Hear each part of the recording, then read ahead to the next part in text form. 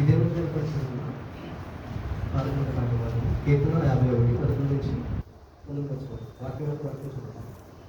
దేవా, నీ కృప చొప్పున నన్ను కనికరపము, నీ వాత్సల్య వాక్కులను చొప్పున నా అతిక్రమమును గడిచివేయము.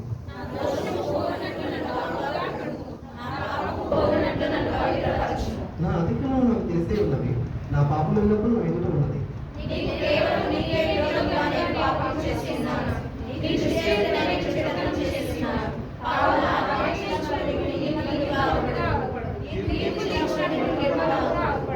నేను పాపంలో పుట్టిన వాడును, పాపములను నా తల్లి నన్ను గర్భమున ధరించెను.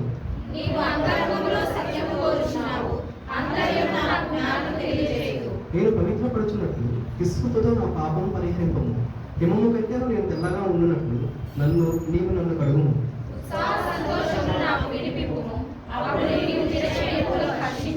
నా పాపములకు విముఖుడు కమ్ము, నా దోషములన్నిటినీ తుడిచివేయము.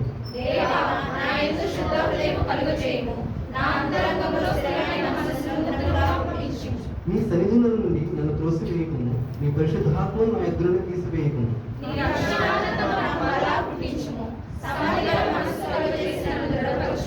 అప్పుడు అతిక్రమం చేయు వారికి నీ త్రోవలను బోధించగలరు, పాపులను నీ తట్టు తిరుగుదురు.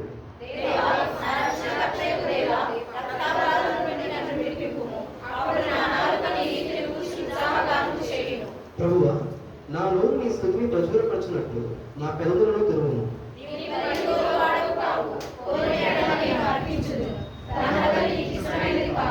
విరిగిన మనసే దేవునికి ఇష్టమైన బలులు.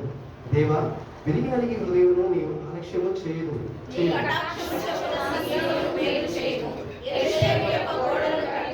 చివరి వచ్చిన అమలు కట్టిన అప్పుడు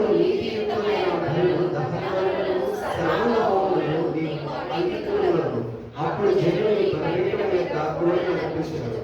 దేవుడి వాక్యం దీవించుకున్నాడు.